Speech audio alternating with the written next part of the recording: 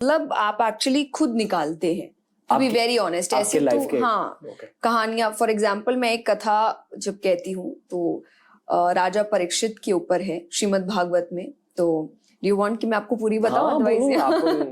जैसे कि पांडवों के वंश में हुए तो राजा परीक्षित, और फिर उनको एक श्राप मिलता है क्योंकि वो एक संत के साथ उन्होंने थोड़ा सा उनका अपमान कर दिया था कि 7 डेज में उनको एक स्नेक है तक्षक, जिसके डसने से उनकी मृत्यु हो जाएगी। मेरे ख्याल से वो अर्जुन के पोते थे। हाँ जी। ओके, अभी तो तक्षक के डसने पर उनकी मृत्यु हो जाएगी। ऐसे वो बहुत ही अच्छे थे और उस वक्त भी हुआ था बिकॉज कलयुग उनके ऊपर हावी हो चुका था। उनकी कलयुग से एक मीटिंग हुई थी एंड कलयुग इज लाइक मुझे सोने में स्थान चाहिए, और उन्होंने सोने का मुकुट पहन के रखा था एंड कलयुग एंटर्ड। तो उस वजह से उन्होंने जो संत के साथ किया जो हुआ, तो इसकी जनरली कथा है कि बाद में उनको श्राप दिया गया और उनको बताया गया। तो श्राप संत ने नहीं दिया, संत के बेटे ने दिया था, और बेटे ने जब अपने पिता को बताया तो वो बहुत अपसेट हुए राजा परीक्षित का नाम सुन के।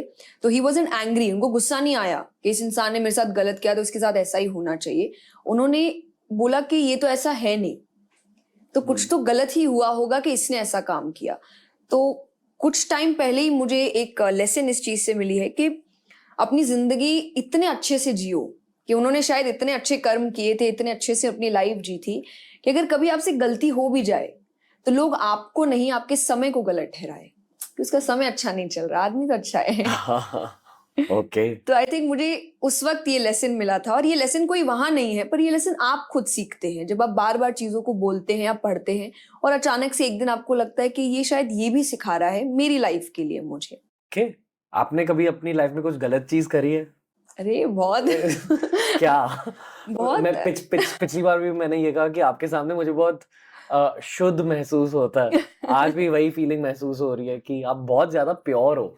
आपने कुछ गलत किया है लाइफ में? अब गलत का क्या पैरामीटर है आपका मुझे नहीं पता, आपके according. To be very honest गलत तो करते ही है, सभी करते हैं, हम इंसान हैं, भगवान नहीं है। कुछ गलतियां बातों में होती है, कुछ गलतियां आपके काम में होती है, because you are learning all the time. विचारों में होती है वो भी हो सकती है कि स्टार्ट में कि आप जो कंपैरिजन होता है, कंपटीशन होता है, क्योंकि जैसा मैंने कहा मैंने बहुत यंग एज से स्टार्ट की, तो तब आपको इतनी चीजें समझ नहीं आती।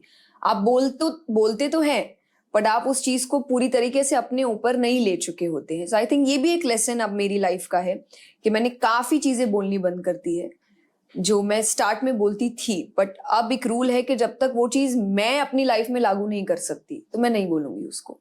एक एग्जाम्पल दे सकते हो? फॉर एग्जाम्पल सात्विकता, कि जब तक आप खुद सात्विक नहीं हैं, सात्विक खाना नहीं खाते हैं, सात्विक लाइफस्टाइल नहीं जीते हैं, आई थिंक उससे रिलेटेड ज्ञान लोगों को देना मुझे मेरी लाइफ के लिए सही नहीं लगता। सो मैंने जब पूरी तरीके से एक सात्विक लाइफस्टाइल स्टार्ट करी थी, स्पेशली जब मैं कथा में होती हूँ या मेरे सेशंस चलते हैं, तो अब जाके मुझे ऐसा लगता है कि मैंने सही किया। या अब जाके मैं लोगों को बोलती हूँ कि हाँ आपको ये लाइफस्टाइल लेनी चाहिए क्योंकि चेंजेस आते हैं, मुझ में आए हैं। क्या चेंजेस है? फॉर एग्जाम्पल कामनेस, आपकी कंपटीशन आपका खत्म होता है, आपको किसी भी तरीके की जेलेसी फील नहीं होती है, you feel happy. For example मैं एक चीज हमेशा कथा में बोलती हूँ कि अच्छाई बुराई के बढ़ने या कम होने में डिफरेंस क्या है। बुराई बहुत जल्दी बढ़ती है क्योंकि बुराई में एकता है, बुरे लोग हमेशा एक साथ खड़े होते हैं। फॉर एग्जाम्पल नॉर्मल लाइफ में जब आपको डांट पड़ती है, अगर आपके सिबलिंग्स है तो आप चाहेंगे उनको भी पड़े, आप उनकी भी गलतियां बाहर लेकर आएंगे। बुरे लोग एक साथ खड़े होते हैं, बट अच्छे एक साथ नहीं होते। उसको लगता है अप्रिसिएशन सिर्फ मेरा होना चाहिए, अवार्ड सिर्फ मुझे मिलना चाहिए। वो एक अच्छा दूसरे अच्छे को सहन नहीं करता, तो बढ़ती नहीं है, इसलिए कम रहती है। तो ये सारी चीजें आप सीखते हैं जब आप सात्विकता में जाते हैं, कि आप दूसरे इंसान को भी जो आपके जैसा ही काम कर रहा है, आप उससे जेलेसी फील नहीं कर रहे, बिकॉज आपको लग रहा है कि वो तो मेरा ही हेल्प कर रहा है ना। जहां मैं नहीं जा सकती वहां वो जा सकते हैं, बिकॉज मैं एक टाइम पे एक ही पर्टिकुलर प्लेस में रह सकती हूँ, दूसरी जगह वो चले गए, तो that person is helping me. उससे जेलस फील होने की बजाय मुझे तो थैंकफुल होना चाहिए कि मेरा काम और अच्छा हो रहा है। इस सात्विक लाइफस्टाइल को थोड़ा और ब्रेक डाउन कीजिए। मतलब आप सात्विक खाना खाते हो? हाँ जी। पर और क्या होता है उसके साथ? और फॉर एग्जाम्पल मेडिटेशन है, सत्संग है, अच्छी कंपनी है, आपकी कंपनी अच्छी होनी चाहिए, आप किन थॉट्स के बीच है वो है, आप क्या देखते हैं वो है। फॉर एग्जाम्पल आज के टाइम पे इंटरनेट है, आप इंटरनेट में क्या देख रहे हो वो मैटर करता है कि आप कुछ ऐसी चीज ना देखें जो आपके अंदर नेगेटिविटी लेकर आए, या कोई ऐसे थॉट्स लेकर आए जो आपको बाद में ओवरथिंक करने पर मजबूर कर रहे हैं, ओके स्पेशली गलत वे में। ओके और मुझे ऐसा लगता है सबको पता होता है सही क्या है गलत क्या है, इट्स जस्ट दैट आपको मुझसे सुनना है, अदरवाइज आपको पता है कि सच क्या है और गलत क्या है। तो ये चीजें, आपकी कंपनी अच्छी हो, कि आप जिन लोगों के बीच है, मैं हमेशा कहती हूँ आपके दोस्त ऐसे होने चाहिए जिनका माइंडसेट आपसे मैच कर रहा है। हैबिट्स मैच नहीं करे चलता है, माइंडसेट मैच करना चाहिए। अगर एक है जिसको ग्रो करना है, कुछ चेंज लाना है, और एक है जिसको कुछ भी नहीं करना है, तो जैसे मैंने कहा बुराई जल्दी बढ़ती है, तो अच्छा इंसान बुरा जल्दी होता है, बुरा अच्छा टाइम लगेगा क्योंकि उसमें मेहनत लगती है। मुझे ये लग रहा है कि मैं बहुत तामसिक इंसान हूँ इनके सामने। Anyway, go on. No I don't think so. तो जितना हम आपकी स्टोरीज देखते हैं, आई थिंक आप काफी सात्विक है with your meditation and food and diet and everything. पूरी तरह से नहीं। पूरी तरीके से कोई नहीं होता है, आई थिंक होना भी नहीं चाहिए, लाइफ सिवाय बोरिंग आप। हो जाएगी। सिवाय आप। मेरे भी आई थिंक लाइफ बोरिंग हो जाएगी। धीरे धीरे आपको लर्न करना चाहिए और धीरे धीरे ही काम करना चाहिए। सो आई थिंक ये चीज मैंने समझी थी, और मैं थोड़ा सात्विक लाइफस्टाइल की तरफ ज्यादा जाने लगी चेंजेस को देखकर। तो आप चेंजेस देखिए, इसलिए आप स्लो प्रोसेस स्टार्ट करिए, सो दैट आपको जब चेंजेस दिखे, फिर आप किसी के बोलने पे नहीं कर रहे, आप खुद कर रहे हैं। एक बुद्धिस्ट मंक आए थे शो पे, उन्होंने मुझे एक बहुत इंटेंस चीज कही। उन्होंने कहा कि एक्सटर्नल वाइसेस से ज्यादा इंटरनल वाइसेस मैटर करते हैं। यानी कि जिन चीजों को आप रिजेक्ट करते हो एक्सटर्नली, जैसे कि तामसिक खाना, तामसिक लोग, उनसे ज्यादा महत्वपूर्ण आपके सोच विचार होते हैं। आपके खुद के दिमाग के अंदर जो तामसिक सोच विचार है, उन्हें स्पॉट कीजिए और उन्हें रिजेक्ट कर दीजिए।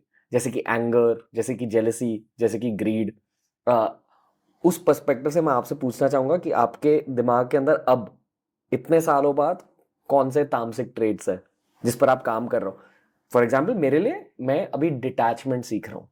यानी कि अगर मान लो आपका ब्रेकअप हो चुका है तो आप उससे डिटैच करने की कोशिश कर रहे हो। और मैं खुद से ये पूछ रहा हूँ कि ये ब्रेकअप क्यों हुआ। हाँ, मैं खुद की बात कर रहा हूँ। मैं खुद से ये पूछा कि ब्रेकअप क्यों हुआ।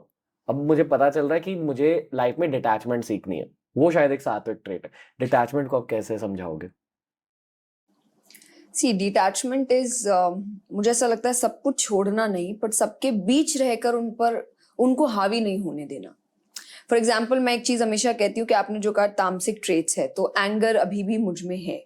ऐसा नहीं है कि मुझे गुस्सा नहीं आता, सब में होता है, हम रोबोट्स थोड़ी है। बट द थिंग इज कि किसी और की वजह से नहीं है।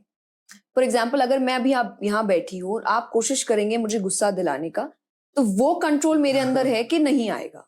मतलब जब आना होगा मेरी मर्जी से आएगा कि मुझे गुस्सा अभी चाहिए, और फिर मैं कोई एक्सक्यूजेस नहीं दूंगी कि मुझे आपकी वजह से आया या मुझे इस सिचुएशन नहीं, मैंने लाया क्योंकि मुझे जरूरी लगा। बट अगर मैं ये कह दूं कि नहीं नहीं आपकी वजह से आया, तो आपकी वजह से गुस्सा आया, आपकी वजह से रोना आया, उसकी वजह से जेलसी हुई, तो वो हुआ कि आप डिपेंडेंट है अपने इमोशंस को लेकर। आपके इमोशंस आपके कंट्रोल में नहीं है। मतलब जब कोई अपने एंगर पर कंट्रोल लाता है, खुद के जज्बातों पर अगर किसी को कंट्रोल मिल जाता है, वो एक बहुत बड़ी मोमेंट होती है किसी की लाइफ में। पर कॉलेज स्टूडेंट्स, टीनेजर्स ये चीज बहुत लेट समझते हैं। जितना जल्दी आप ये समझ लोगे कि खुद के एंगर पर कंट्रोल कैसे ला, उतना ज्यादा कंट्रोल आपका पूरे आपके दिमाग पर आएगा, और उस वजह से आई फील कि आपकी स्पिरिचुअल ग्रोथ होती है। आप ये मानते हो? बट आई थिंक वही एग्जैक्टली स्पिरिचुअल ग्रोथ ही तो है, ये स्पिरिचुअलिटी ही आपको ये सिखाती है। जैसे फॉर एग्जाम्पल आप जब मेडिटेशन करते हैं, इनडायरेक्टली वो आपके थॉट्स को बैलेंस कर रही है। जो एक हाइपर माइंड चल रहा है, बहुत सारे थॉट्स एक साथ आ रहे हैं, वो आपको इनडायरेक्टली थॉट्स गायब करने बोलती है, तो आपके दिमाग को काम करती है। सो जब स्टार्टिंग प्रोसेस में अपनी स्पिरिचुअलिटी शुरू कर देते हैं, तो जो आप कह रहे कि कॉलेज स्टूडेंट्स आज के टाइम पे नहीं कर पा रहे हैं, नहीं समझ पा रहे हैं, या बाद में समझते हैं, मुझे ऐसा लगता है बाद में समझने का कोई फायदा इतना होता नहीं है, क्योंकि उसी वक्त सबसे ज्यादा कंपटीशन आप देख रहे हैं, या सबसे ज्यादा स्ट्रगल आप देख रहे हैं, या रिजेक्शन आप देख रहे हैं, या कंपटीशन बहुत है आज के टाइम पे। फॉर एग्जांपल मैं कथा में कहती हूँ कि हम एक बहुत रिटायरमेंट के बाद या बहुत ओल्ड एज में कहते हैं कि अब हम भगवान को मनाएंगे या भगवान को बुलाएंगे या स्क्रिप्चर्स पढ़ेंगे, और मैं हमेशा कहती हूँ कि भगवान कहते होंगे कि अब तो मेरे बुलाने की बारी है, लाइक अब तुम क्या करोगे बुलाकर, कि जब एज आपकी खत्म होने वाली है, आपका बॉडी आपका साथ नहीं दे रहा है, आपको कुछ इतना देखना नहीं है अब लाइफ में, पर जो यंग एज है जब आपको सबसे ज्यादा दुनिया देखनी है और समझनी है, तभी तो आपको स्पिरिचुअलिटी अपनानी चाहिए। तो अगर आप वो कर लेते हैं तो अपने आप आपकी डिसीजन मेकिंग्स ठीक हो जाएंगे, आपका जो रिलेशनशिप है वो ठीक हो जाएगा।